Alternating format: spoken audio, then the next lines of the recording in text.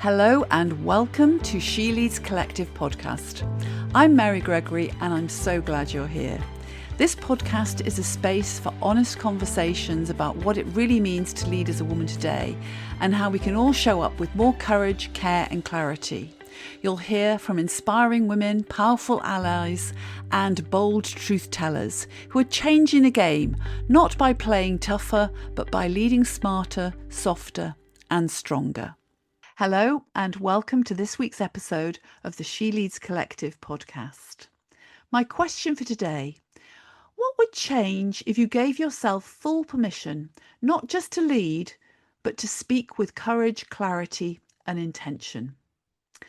Today's guest is someone whose energy and presence lights up every room she enters.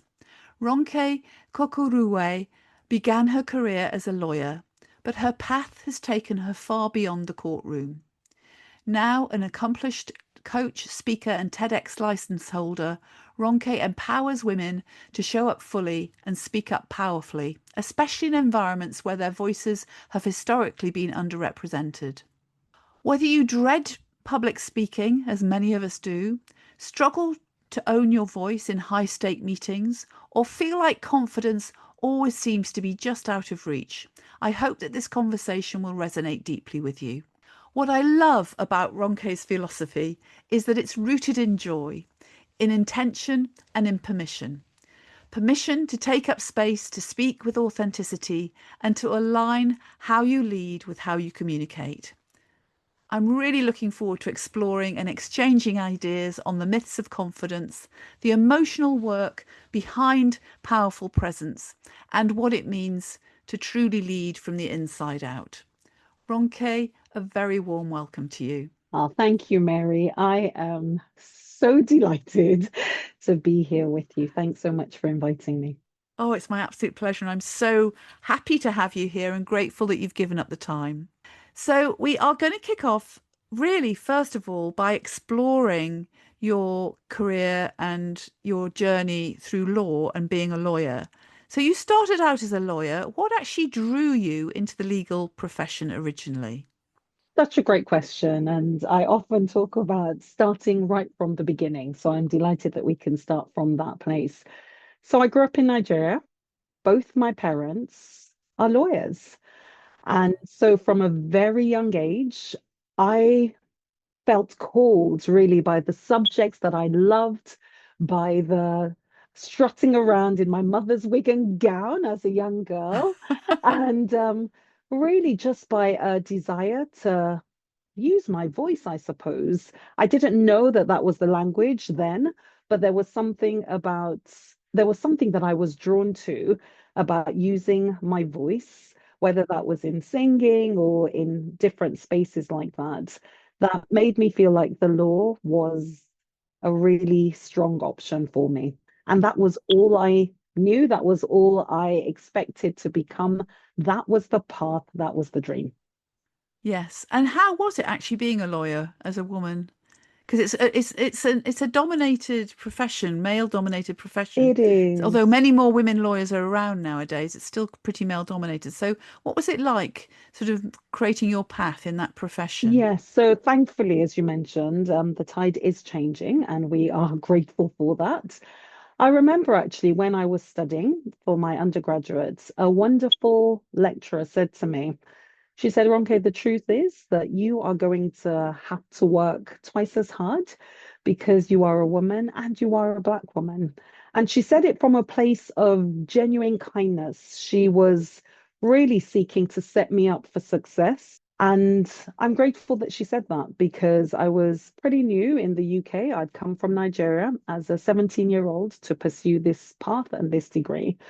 And the journey, I look back on it and I think of different situations where it's only in hindsight that I look back and think, oh, that was somewhat interesting.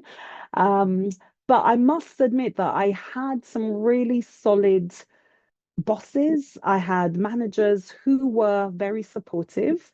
I remember in my very last legal role, I had a boss who was a male South African gentleman who was very supportive of the work that I did and celebrated my work. And I'm grateful for people like him because it wasn't always the easiest of paths. It wasn't always easy to take up vocal space, to stand firm in arguments that I would make in court when I was up against more senior male lawyers. And so as I look back now, I'm genuinely grateful that I stood firm really in the pursuit of what felt difficult until the time came when I thought, actually, I've done my part. There's got to be more. What I hear is you had some really good support, some good mentors who really Yes. had your back. And I'm curious though about some of the challenges you did face as a woman of colour, as a woman in law. What were some of the challenges you faced that might have stopped your Now voice that getting I think heard? about it, Mary, a lot of them were internal. Oh, that's Yes, they interesting. were internal because, as I said, I was surrounded by many a supportive just group of mentors and leaders. And so when I think about what it really was that got in the way for me, even though 100% I am completely aware that there's lots of systemic issues and there are really difficult challenges that many women like myself, Black women, navigate, there weren't that many that I can think of for myself. But I can think of the voices in my head that said to me, I didn't belong. The voices that said I wasn't good enough. The voices that said I didn't go to the right schools or the right universities. And more than the systemic issues that surrounded me, which I'm more aware of now than I was then, it was the internal struggles, it was the internal challenges that would stop me from putting my voice out there, from pursuing bigger opportunities, from growing in my legal career. That would be what was the biggest struggle for me. So it's a real case of having to really get over yourself and Yes, learn to manage those voices and not believe what those inner voices are saying. absolutely. Absolutely. Yeah, Yes. I think that's interesting though, because I do think we have those inner voices because of what the societal messages that get Yes. passed down to us. Yeah. So it does relate back to the system, although absolutely there is something we can do about it ourselves as well. We don't have Mm. to believe those voices at the end of the day, do Absolutely. we? Yes. Yeah. So. You're absolutely right. Yeah. Very good. Okay. So where did you, so you had a successful career as a lawyer, and I imagine you were enjoying that success. But then what were the turning point moments that drew you towards leaving law and becoming a coach? So, in my last legal role, I remember I was coming to the end of it was a maternity cover. And as the time drew nearer for me to make a decision about where I was going next, I remember I started to think about what my future looked like. And the more I thought about it, the more I started to feel like I didn't quite see me continuing in that path. I started to feel quite suffocated, is the word that I use. Suffocated by the paperwork, suffocated by the system, suffocated by just doing the same work over and over again. And I realized that more and more of my work was rooted in looking at leases and papers and Mm. files, and less of it was about using my voice and taking up space in court and having conversations. And that's where I started to feel like I can't do this anymore. I really can't do this any longer. The challenge, though, was that was all I knew. That was all I had felt like I was destined to do was be a lawyer. And so I couldn't quite see a way out of it. And so I started to have conversations with other people, with people who knew me, people who knew some of my other strengths. And I use that term, giving myself permission with my clients now, because it was something that I needed to do at that point. I needed to give myself permission to even contemplate that I could do anything else. And even though I was a big grown woman, I felt like I needed permission from my parents because that was the plan, that was the dream, that was all we knew. Permission from my husband, who had also invested in my legal career, my journey. We had a dream. And yet there was something about me giving myself permission to say, what else is possible? And as soon as I opened up that door of permission, then possibilities started to emerge. And so I remember having a conversation with a friend of mine, and I shared my CV with her. And she said, Ronke, I don't quite know where to start from because your CV is so loyally. And I said, I know, because that's all I have done. So what am I to do with that? And yet, from that conversation, that opened up a door that led me to do some work as a business quality manager in a big construction company that was completely out of my comfort zone, but that helped me to realize that, oh, perhaps there are other things that I could do. And conversation after conversation really started to open that door wider and wider until I got to a place where I had a conversation with a gentleman who mentioned, just in a casual manner, that he had a coach. And it was then, out of curiosity, I said, tell me more. What is this? Who is this coach? Why do you have a coach? You're so successful. And he said, well, I'm so successful because I have not just one, but two coaches. Why don't I introduce you to one of them? And it was from that introduction and me attending a beautiful event that his coach had put on that I started to realized that, wow, there is so much more to what I had experienced. And there was so much more that I could actually begin to tap into, that my skills could play into, that I could begin to, yeah, just explore and navigate. That is such a beautiful story, and it illustrates so many different things, which I want to kind of Yeah. highlight here because you qualified in a profession that you wanted to qualify, and Mm, it wasn't that it was like you mm, were compelled or pressurized to absolutely. do it. You chose to do it. But I also hear that the longer you were in your role as a lawyer, the less you were playing to your strengths, because it sounds like your Mm, strengths are expressing your voice, being out there yes. with others, Yeah. having that people contact, making a difference to people, Mm, etc. All of those are playing to your strengths. And the more you were caught up with sort of the backroom admin side of things, the more that wasn't playing to it. But also I get the real sense of, being kind of almost feeling in that place of almost stuckness for a while, of yes. wondering, oh, Yep. what am I going to do? This isn't quite right, but I'm not sure what to do. But I want to acknowledge that you sought feedback from other people. So it wasn't that you just stayed stuck. You started to Mm, seek feedback to get their thinking yes. on it as well, to get to help guide you as well. But then the final thing I'm going to say is how much, when we think, oh, in my career, I need to change things. It's almost like I need this clear picture of where I'm going to go to next. But what you Yes. describe beautifully is how your whole journey started to then emerge through the people you Yes. met, through getting a different type of job that opened your eyes and I guess Yes. helped you Yeah. develop different capabilities as well. And Yeah. then just by chance bumping into I someone who had know. two coaches, and that opened up the whole possibility of having your own coach and Yeah. then going into coaching. It's a really wonderful Absolutely. example of we sometimes just have to trust that take one Mm, step and something else will that's it. happen. You can't necessarily Yes. know what exactly the end result is you're trying to achieve right now, but just take one step and see what happens. 100% Mary. I mean, yeah, if anybody had told me what would come of that one decision to say yes to that opportunity, which was scary and completely unknown to me, the whole world of it, I would have remained stuck essentially doing what I was doing. And So it's being willing to take some risks then as yes, well. yeah, Yeah. 100%. Yeah. Yeah.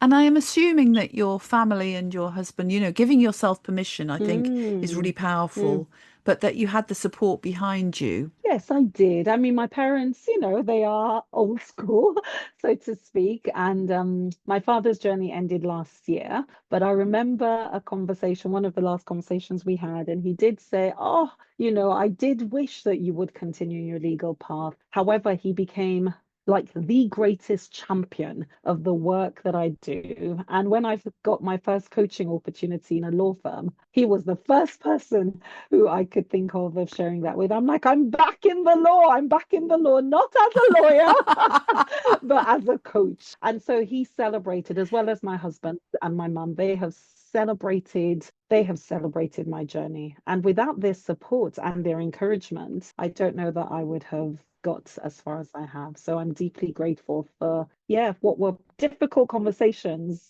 at the onset, but have developed into just incredible, incredible support. Fabulous.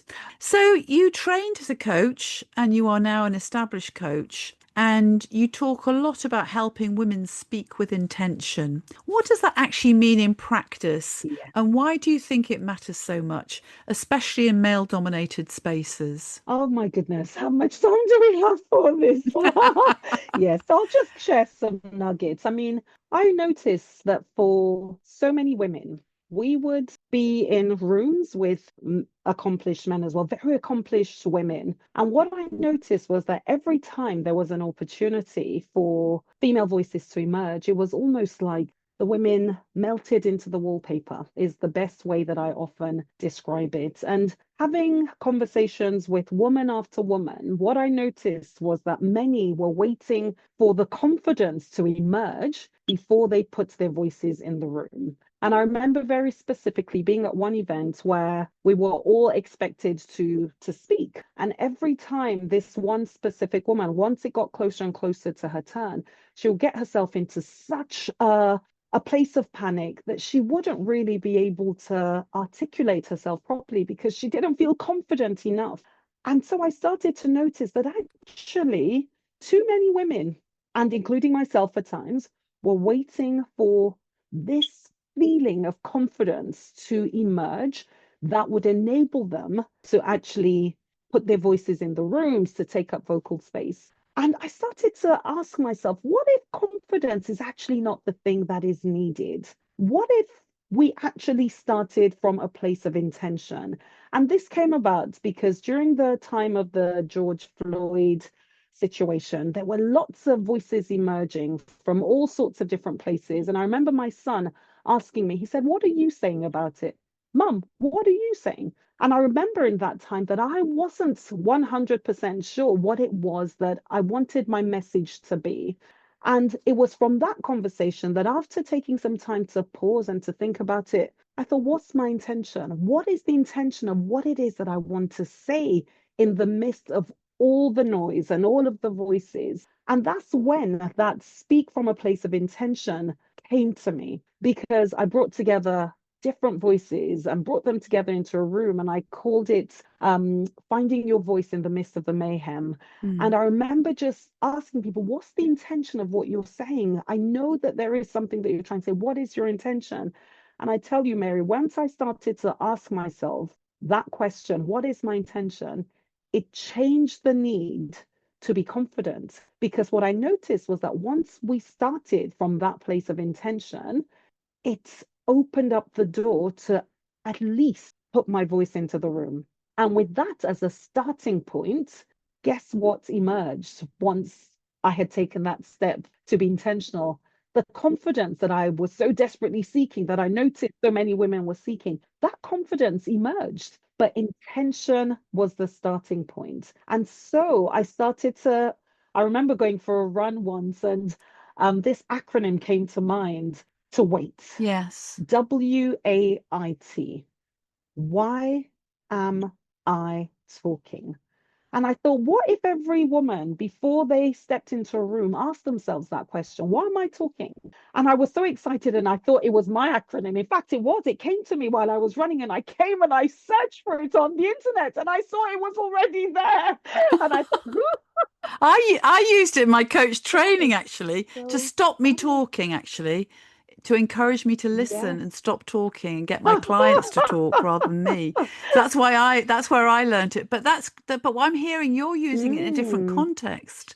You're using it to support the women that you coach to find that 100%, yes. And intention. to start with that, Yeah. to start rather than waiting to be confident, is to give yourself permission to at least even show up, and then to find what the intention is. And so I use the why am I talking? And then another one that's come to me is why am I there? So why am I even in that space? And so starting from there, I found has really changed the game for so many people. Rather than waiting and waiting and waiting to be confident. It's why don't I start from being intentional and grounding myself in that? I love that. And also, what I love about it is that, because I am with you, I think confidence is a really loaded word because there are so many other things that impact whether we feel confident or not. But what you've described there is if we take action, whether we feel confident or not, just taking some action, lo and behold, we start to feel that confidence that we thought we were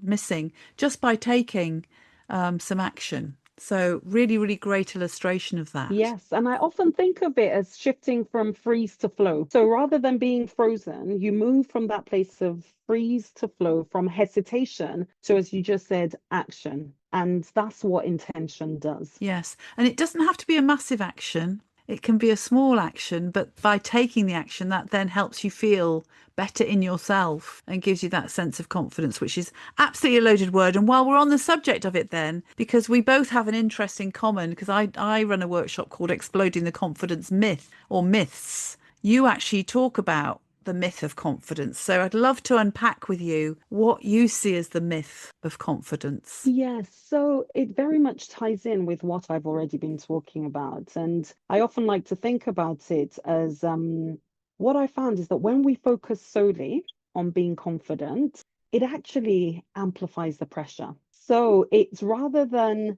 it creates this impossible standard, is what I found, where we think that we need to feel completely certain before we speak up, before we show up, even. And what I found that changes everything in terms of this confidence myth is that when we start giving ourselves permission to show up as we are without feeling that complete sense of I've arrived or I know exactly what I'm talking about, it just reminds us that this whole idea of being of confidence is about being present. It's about being present and being imperfect in that place of presence. I feel like the confidence myth calls us to feel like we have to be perfect and we have to have it all figured out. And that just isn't what I found the case to be.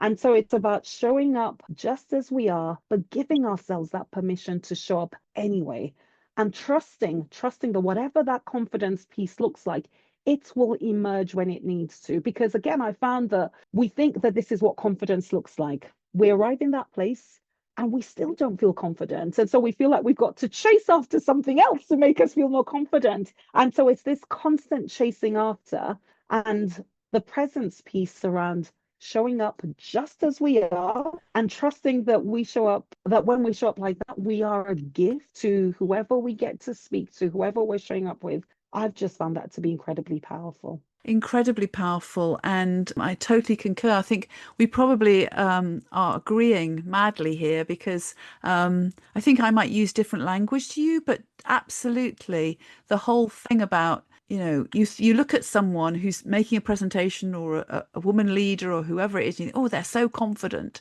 I really challenge whether they are really confident. Quite often they will I know from coaching senior women leaders that they'll have moments of really lacking in confidence, but they take the action anyway and they let go of this whole thing of letting go of being perfect. That I will keep learning as I'm going, and sort of viewing life as a learning journey really helps them take the action rather than always having to feel that suddenly I've got my golden ball of confidence with me or whatever it is. That's kind of a bit of a pipe dream, isn't it? Because it does ebb and flow. It's just how we are as human beings. Yes, for all of us. Yeah. For all of us, 100%. Yeah. Yeah. I love that. So that's some really, really good ideas coming through in terms of how you approach and support women to act confidently, whether they might feel it or not. Because I think that's the difference, isn't it? It's like just take the action and the confidence follows, but you might not feel it initially,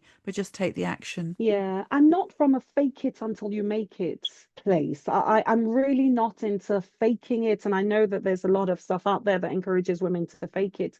I heard a phrase around facing it until you make it. And I really resonated with that. Yes. So I'm like, face your fears, face your intention, face giving yourself permission.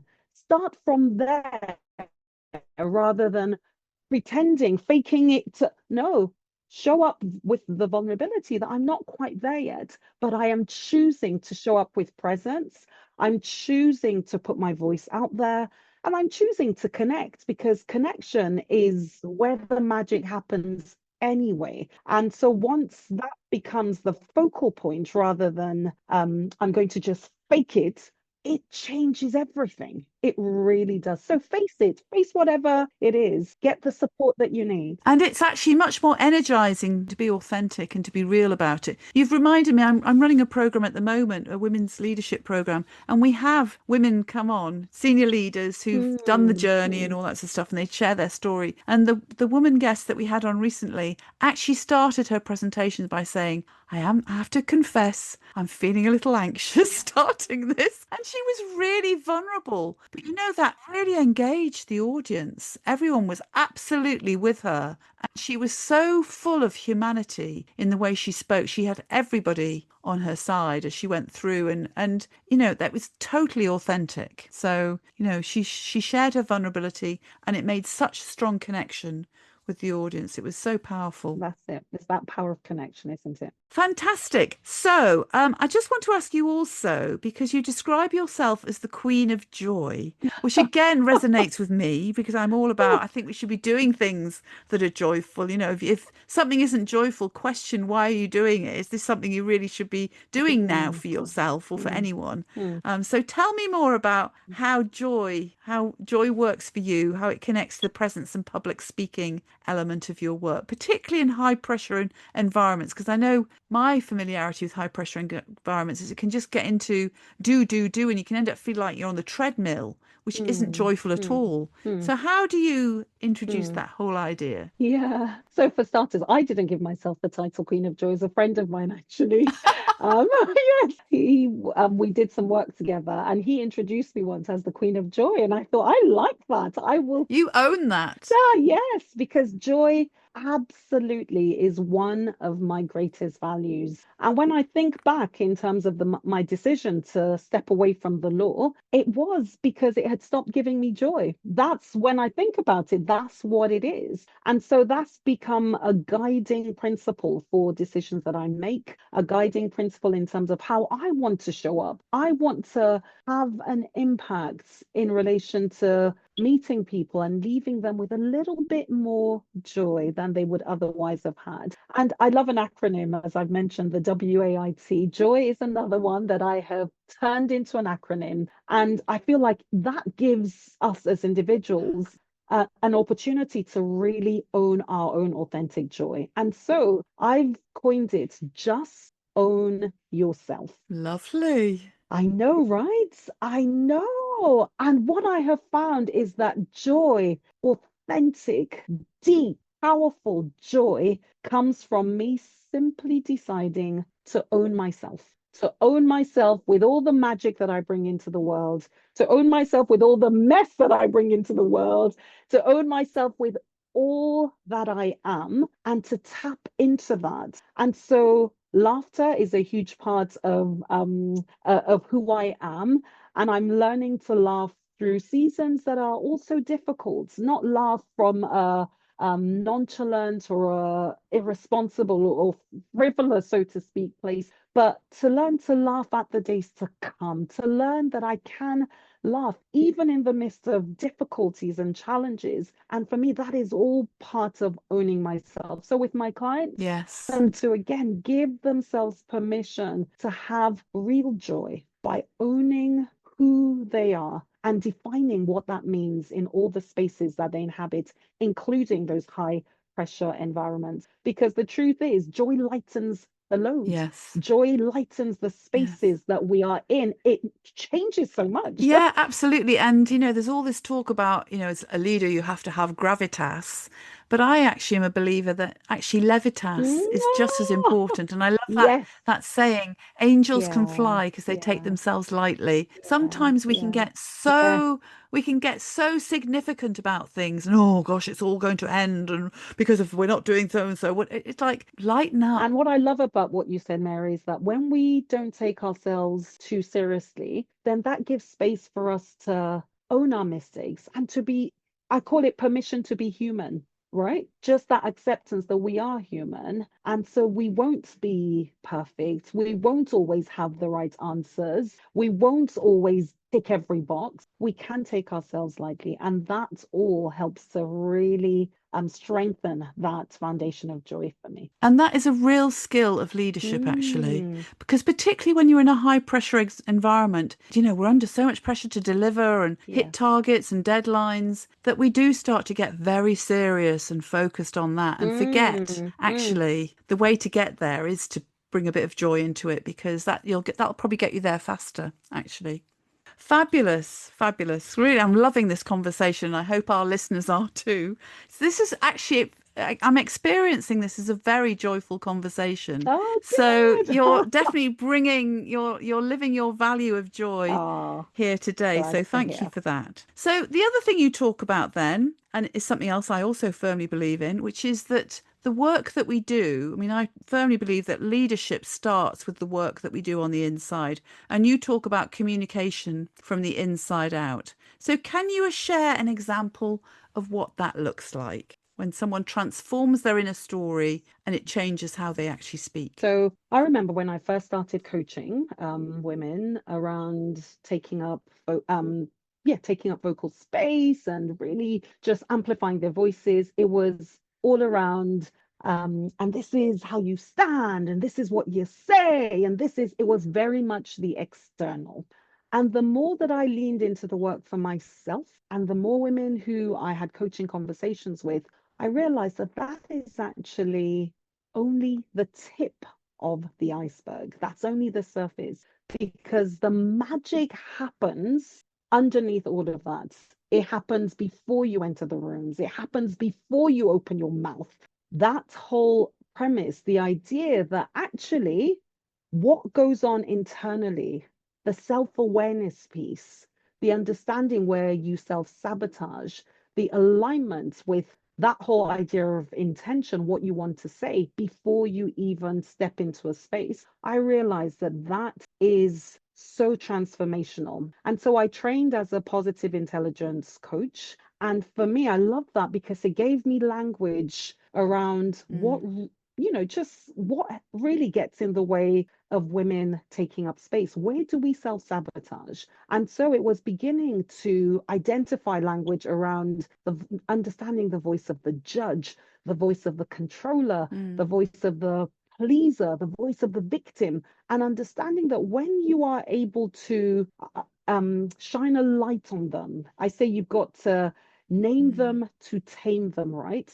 So once you have that understanding, then you realize that actually they don't have to be the ones driving the car of your life, right? So noticing that they are there, giving yourself permission to notice and to let them go, and dialing into that other part of your brain, which positive intelligence calls your sage, your inner wisdom, your spirit, whatever that is, and trusting that actually once you've identified that work, once you've done the work surrounding that, then you can show up very differently. And that informs the tone that you use when you speak. It informs how you take up space, not just with your voice, but with your body, because all of those are real facets of communication. So it ceases to be, oh, I'm just going to figure out how to stand and know the exact words to use. No, it's so much deeper than that. It's actually really dealing with what holds you back, tapping into what gives you joy, what fuels you, and showing up with that energy. I love that. And to me, that sounds very much about get out of your head, which the Yes, head space is all about how do I need to stand? How have I indeed. structured my presentation? Where are my Yes, notes? All this sort of yes, thing. To getting into your heart indeed, and trusting indeed. your intuition Hmm. and connecting with your true self. Yeah, permission to be human is what I. Absolutely. And you keep using the word permission. And you also, part of what your whole thing is that you talk about the power of permission. You shared in your story how you gave yourself permission. What does that Mm. mean to you in the work that you do? Wow. Permission is all about giving myself an opportunity to say yes to those opportunities that perhaps I felt somewhat unqualified for, perhaps unworthy of. And it allows me to to say yes and then to figure it out. And a classic example for me is 2 years ago, my husband and I had a conversation about in our lifetime running the London Marathon together. And I remember I used to look at those people who ran the marathon as though they had 10 legs. I'm like, I mean, they are like superhuman. There is no way on the planet that I could ever do that. But honestly, Mary, 2 years ago, I thought, what if I gave myself permission to even say yes to the opportunity? And that enabled me to start to train. And 5K became 10, 10 became 15. And the rest, as they say, is history because I did run it. And for me, that was one of the most powerful examples of giving myself permission to say yes to something that I felt completely unqualified, unworthy, unable to say yes to. And that translates into the work that I do now with women who think that their voices are not worthy. They don't have a story. Oh, surely that person's is better. Or it's like, what if you said yes to even the opportunity that there is something that you can bring into the rooms that you sit in? You give yourself a chance to say that my voice is worthy. That question that I've got to ask will make a difference. That comment before somebody else says it and they're applauded and acknowledged for it, even though you were thinking it, but stayed quiet, stayed mute. What if you said yes to yourself and backed yourself? Essentially, that's what it means to give. That's what it looked like for me to give myself permission. And what other people have said I enable them to do is to give themselves permission to simply say yes. And then see at the results that they get. I also hear that you give Mm, yourself permission, but alongside that, there's an element of trust because yes. you gave yourself permission for the marathon and you kind of Mhm. trusted that it would you'd still be, you'd be able to do it. Things would fall into place. And there is something, it's about the acting with intention. There's trust associated with that you act with the intention, you give yourself the permission, trust what then will happen next beyond that. So there's a lot of trust and I guess teaching people to trust themselves in the work that you do. Indeed. Yes. I say back yourself, right? Make a decision and back It yourself. sounds like a real opening up process. So it's a real opening up of possibility and making a difference. So, you are also a TEDx license holder and coach. So, what have you learned from coaching TEDx speakers that could help us all become more intentional and impactful as communicators? So again, I am also a TEDx speaker. So I gave my own TEDx talk 2 years ago, which I entitled The Kindness Manifesto. And that actually it centers on a story around my running of the marathon. So yes, Oh, and can we find that on TED Talks? absolutely. Yes, yes. So if you search for my name and The Kindness Manifesto, it will come up. Lovely. I love that. So a huge thing that I've noticed, especially from this last event, we had an event just a few weeks ago, and I remember reaching out to individuals to say, have you even considered giving your own TEDx talk? Because we focus on local speakers, myself and my co-lead, Richard, we're quite intentional about supporting people in our local community to bring their voices to the TEDx stage. And I will always remember reaching out to this incredible woman. She is accomplished as they come. And I sent her a message and I said, have you ever considered giving a TEDx talk? And she replied and essentially said, ha ha ha, of course not. I am not that brave. And I said, well, why don't you go off and try and find some bravery and come back and let's have a conversation because we will support you through the process. And that was it. She essentially just said, I can't even envisage getting to that place where I feel ready, where I feel worthy, where I feel confident enough to say yes to that. Contrast that to another lady who felt very similar, felt quite unworthy of even applying, but applied anyway and got herself to the auditions and did her best and presented, didn't make the cut. But oh my goodness, has she celebrated the fact that she said yes to the opportunity because it's another part of her story. It's another layer to the bigger picture in terms of at least she said yes. And then there's another woman who, up until the last minute, thought, I don't know that I can do it. I'm not sure, and applied anyway. And from The very first audition, we were blown away. And she stood on that red dot not very long ago. And so for me, it's noticing these three very individual and specific examples of women, some who would say, surely not, and never even try, some who would say, I'm going to give this a shot and we'll try. And that's not your time. That's not your moment. That's okay. You've given yourself an opportunity for next time. And that who would say, yes, I'm scared, but I'm going to do this anyway. And that's where I just see the magic happen. This whole idea, and I do talk about it a lot, this whole idea of giving yourself permission. And even through the process, because it is a rigorous process, you are standing on that dot, and in a very short amount of time, you are giving a speech about an area of expertise or a story that really resonates, that you want to go on to have an impact. And I think sometimes we don't quite realize how much time, how much effort it takes. And yet I mean, everything that is worthwhile, it can take time, it can take effort. And so it's choosing to say yes to the process anyway, and choosing to do it joyfully. It's choosing to get the feedback that can feel a little bit challenging, and yet running with it and going back and refining it and trusting that the message that you have to share with the world will impact one person who will go on to impact somebody else and somebody else. And so for me, it's the power of the ripple effect, knowing that you sharing your story by the power of your voice will make an incredible difference for others.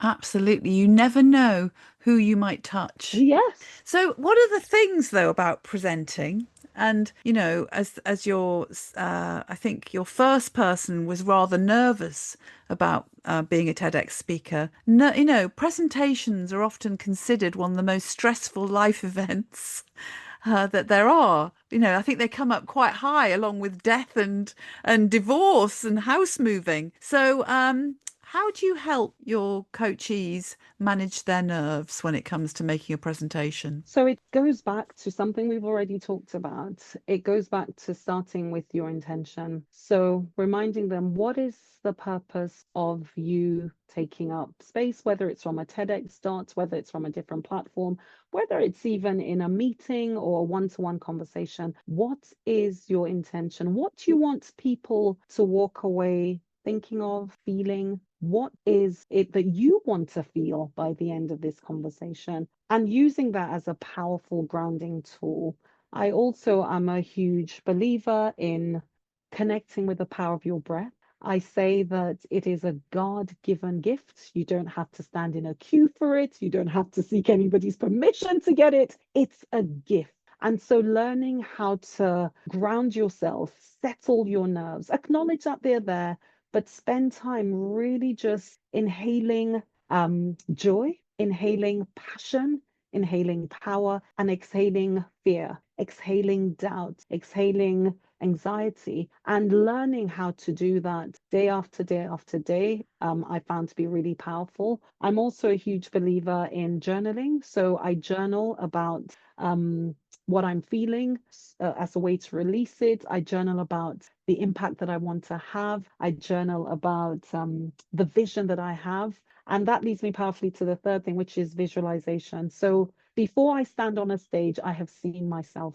I have seen myself on that red dot. I have seen myself in that room. I have envisaged how I take up space. I have envisaged not necessarily the exact words, but the tone, the flavor of the words that I'm bringing to the conversations. I envisage be really taking up that space. And so being able to embody that time and time and time again until it begins to feel somewhat visceral. That's just, I've noticed, makes a really powerful difference. So the nerves, do I show up with nerves? My daughter asked me once, she said, Mom, you go into all these places, you don't know the people, and you go and you speak. Aren't you nervous? And I said, yes, I still feel what Well, I actually think nerves do bring something. They bring an energy they do. to your They do. presenting. So we They don't want to get rid absolutely do. of them. No, exactly. It's the reframing. Yes, and reframing them as excitement, reframing them as the gift of an opportunity. I get to share my voice with an audience. What a gift. And stepping into that with that energy is really powerful. Wonderful. Okay, so if a woman listening right now to this episode is holding back, maybe she's got a voice that's making her doubt herself, or she's shrinking back from leadership, what would you say to her? You won't be surprised, Mary, to hear what my advice would be. I would say, sister, why don't you start by giving yourself permission to put your voice out there? Start small. Put your voice into smaller spaces, maybe in one-to-one conversations that may have felt a little bit scary. Start with that. And then in bigger rooms, in those meetings, whether it's starting with asking a question. So this isn't, putting your voice into giving huge presentations right from the onset. Ask a question, build upon something that somebody else has said, but encourage yourself that before you leave the next meeting, you will say something, say something, right? Just say something. And whether it sounds perfect, whether it sounds like it wasn't quite what you wanted, do that today and tomorrow and the day after, and you will see that begin to give you that confidence that you're seeking. But there is nothing, there is no trick, there is no magic wand except starting. And I love a quote. It's a quote by Zig Ziglar that says, you don't have to be great to start, but you have to start to be great. So start. That is a great quote. I love it. Thank you. And finally, what's your own leadership edge at the moment? Where are you being called to speak up more boldly? So right now, I am on a mission. I really feel like it's a mission to support as many women as possible to speak up more. And so I feel called to lead by providing more spaces. TEDx is one platform. There will be many other places. And so I'm excited about kicking off a series which I am calling A Story, Her Voice, which will invite women to come and spend a day with me, getting some coaching, and then presenting from a stage and giving themselves that opportunity to get that recorded, to get themselves photographed, and essentially to share their message, share that story with the world through the power of your incredible voice. So I feel called to lead in this way. And it's a vision that I had from 2020. COVID, I feel like snatched that. And it snatched I suppose, the dream in some ways. And so stepping back into that space has felt a little bit like, oh, can I do this again? But I feel called to do it. And so this is where my leadership journey is leading. Fantastic. And I really get your own excitement and the joy Yes. in doing that's coming through here. So thank you so much for joining us today. It has been an absolute joy having this conversation. How can people connect with you? So I often say LinkedIn is where I show up. It's my playground. So please connect with me on LinkedIn, Ronke Kokoruwe, as you will see from the notes. I am also in the process of building my YouTube channel, so that's something that you can keep an eye on. And I would love to invite you to sign up for my newsletter, where I share really valuable insights on how you can show up and speak up with greater intention. So I would be delighted to have you connect with me via LinkedIn, and I can send you some details as to how to get that information. Fantastic. Thank you so much. Thank you, Mary. It has genuinely been a joy. Before we wrap up, I want to share something with you. Do you ever feel like your confidence isn't really the issue, but wish you could strengthen your ability to deal with things that keep chipping away at it? The bias, the double standards, the pressure to prove yourself, to name just a few. That's exactly why I created Exploding the Confidence Myth, a 3-month programme for women leaders who are ready to change that story. It combines one-to-one coaching, group coaching, and a powerful in-person workshop. The next programme starts at the beginning of November, with the workshop taking place on the 7th of November at the Connaught Rooms in Holborn, London. Past participants have described it as validating, supportive and stretching. They've become more visible, raised their value, increased their financial return and broken through patterns that have held them back. But perhaps most importantly, they've gained a deeper sense of okayness with who they are, recognising they already have something valuable to offer. If this resonates with you, or you know someone who would benefit, you'll find all the details in the show notes. I'd love you to join us. Thank you so much for listening to the She Leads Collective podcast. If this episode resonated with you, follow the show or share it with a friend and leave a quick review below. Or leave us a comment. Change happens through conversation, so let's keep this one going. Listen out for the next episode and join me as we keep lifting the lid on the stories that matter. Take care and keep leading with heart.